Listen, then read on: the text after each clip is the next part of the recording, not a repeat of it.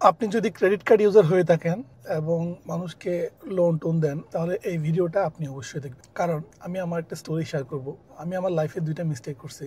Last 2022 সালের ডিসেম্বরে আমি আমার পরিবারকে নিয়ে উমরাতে যাই। তো উমরাতে যাওয়ার পরে উমরা থেকে আলহামদুলিল্লাহ সব কিছু সম্পূর্ণ শেষ করে এসে আমরা অ্যারাউন্ড 2 উইক্সের একটা ট্রিপ দিয়েছিলাম, তো হোল ফ্যামিলি নিয়ে। এবং আমি ব্যাক করার পরে আমার পকেটে আমার মানি ব্যাগে এ ধরনের একটা 50 রিয়ালের নোট ছিল, আর কিছু ছিল না। কারণ আমি আমার যতগুলো টাকা ছিল, যেহেতু ফ্যামিলি নিয়ে গেছি, সব টাকা আমি ওইখানে খরচ করে আসছি। খরচ করে আসার পরে আমার প্ল্যানিং ছিল, আমার কাতারে আমি একজনকে আসলে একটা লোন দিছিলাম অ্যারাউন্ড আর কি 5000 রিয়ালের মতো। তো আমি ওনাকে বলছি যে আমি এই টাকাটা, উনি আমার কাছ থেকে যখন চাইছে, এই টাকাটা আমি রাখছি উমরার জন্য, আপনি নিতে পারেন। আমি তো আপনাকে মিথ্যা বলবো না, যেহেতু আপনি জানেন কাছের মানুষ। তো উনি আমার কাছ থেকে টাকাটা নিছে, 2-3 দিনের মাথায় উনি আমাকে ব্যাক করে দিবেন। বাট এইটা অ্যারাউন্ড 1 বছর কেটে গেল, আমি আর টাকাটা পেলাম না। বাট এন্ড অফ দ্য ডেতে আপনি ওনার সাথে আমার সম্পর্ক আছে ভালোই।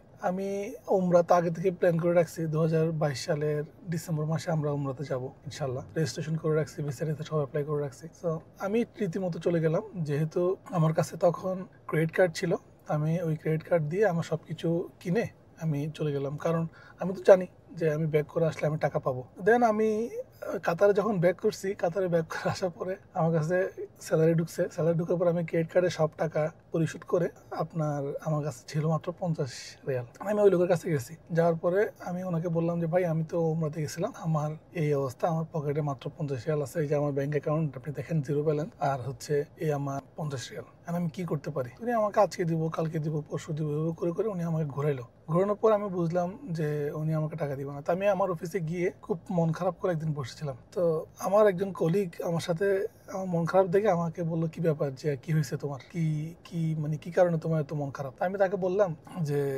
আমার বর্তমানে পকেটে 50 রিয়াল আছে, আমি একজনকে টাকা ধার দিয়েছিলাম, বাট হচ্ছে সে আমাকে টাকাটা ব্যাক করে নাই। তখন উমরা থেকে আসার পরে আমার কাছে কোনো টাকা নেই। তখন সে আমাকে বললো যে তুমি তাহলে কিভাবে উমরাতে গেছো? তখন আমি বললাম যে ক্রেডিট কার্ড। তখন তো ও বললো যে তুমি যদি তোমার এই ক্রেডিট কার্ডটা না ছাড়ো, তাহলে তোমার লাইফে তুমি এই ধরনের প্রবলেমস ফেস করতে থাকবা কন্টিনিউয়াসলি। 1 নাম্বার। 2 নাম্বার হচ্ছে, আমি আসলে ওনাকে যে লোন দিছিলাম, ওই লোনের জন্য আমি আল্লাহ তালার যে আল্লাহ তালা কোরআনের মধ্যে যেই রুলসটা বলছে, আপনি যখন কাউকে লোন দিবেন, কাউকে যখন টাকা ধার দিবেন, তখন আপনারা এটা ডকুমেন্টেড করেন এবং 2 জন সাক্ষী এখানে রাখেন, যেটা আল্লাহ তালা কোরআনের সূরা বাকারার মধ্যে বলছেন। তো আমি ওই রুলসটাও মেনটেন করে নিই। আর আমি একটা একটা ট্রানজেকশনের সাথে ছিলাম, যেটা ক্রেডিট কার্ডের সাথে। তো ও আমার কলিগ আমাকে বললো যে ধরো এই 500 রিয়াল রাখো। আমাকে 500 রিয়াল দিয়ে বললো যে তোমার এই টাকাটা আমাকে এখন ফেরত দেওয়ার দরকার নাই, ইভেন তুমি যখন মনে করবা যে তুমি সলভেন্ট, তোমার কাছে এনাফ টাকা আছে, তখন তুমি এটা ফেরত দিবা। But this month you have to cancel your credit card. Okay, find something else. তুমি অন্য কোনো সাইড হ্যাসেল বা অন্য কোনো কিছু করো, but don't focus on the credit card. আমি ওই জিনিসটা এসে আমার ওয়াইফকে বললাম, আমার ওয়াইফও বললো যে ঠিক আছে, সমস্যা নেই। দেন আমি ক্রেডিট কার্ড সাবমিট করে দিলাম। আমার সব ধরনের বিল ক্লোজ করা আসছিল আগে থেকে। আর আমি সবসময় কোনো ক্রেডিট নিতাম না, মূলত হচ্ছে আমি ক্রেডিট কার্ডটা ইউজ করতাম বিভিন্ন জিনিস পারচেজ করার জন্য, যেহেতু ডিসকাউন্ট ছিল। তো আমি এটাকে সাবমিট করে দিলাম, 1 নাম্বার। 2 নাম্বার হচ্ছে, আমি আমার লাইফে আর একটা জিনিস করতেছিলাম, সেটা হচ্ছে আমি আমার ফাইন্যান্সিয়াল ট্রানজ্যাকশনগুলো ট্র্যাকিং করা শুরু করতেছিলাম। সো আমি যেটা বুঝলাম, ফাইন্যান্সিয়াল ট্রানজ্যাকশনগুলো আপনি ট্র্যাকিং করলে আপনি ফাইন্যান্সিয়াল নলেজ আপনার থাকবে, আপনার পার্সোনাল খরচ কোথায় আপনি কি করতেছেন ট্র্যাকিং থাকবে। But it also increase the tension in your brain, a lot of pressure আপনার মাথার মধ্যে চলতে থাকবে। সো অনেক জিনিস আছে আমরা আসলে স্পিরিচুয়ালি সলভ করতে পারি, but when we take all the responsibilities in our shoulder, এটা অনেক বেশি বার্ডেন হয়ে যায়। তো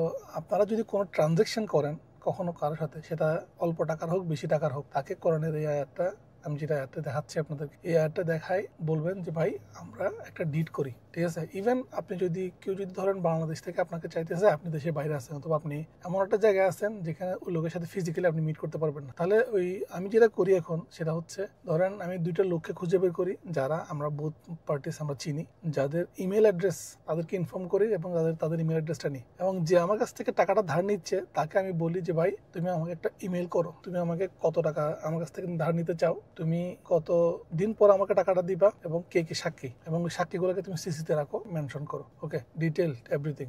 এবং তুমি এই জিনিসটা করতেছো বিকজ আল্লাহ তাআলা বলছে সে কারণ। So, উনি যদি আমাকে টাকাটা ফেরত না দেয়, কিয়ামতের দিন, কিয়ামতের মাঠে আপনি বলতে পারবেন যে না, এই লোকটা অ্যাকর্ডিং টু কোরআন এন্ড সুন্নাহ উনি আমার সাথে এগ্রি করছে, আমার কাছ থেকে টাকাটা নিছেন এবং টাকাটা ফেরত দিবেন, কিন্তু উনি আমাকে টাকাটা ফেরত দেয় নাই। আদারওয়াইজ কিন্তু আপনি বলতে পারবেন না, কারণ আল্লাহ তাআলা তো কোরআনের মধ্যে ক্লিয়ারলি বলে দিয়েছেন যে তোমরা ট্রানজাকশন করে তোমরা এভাবে ট্রানজাকশন করবা।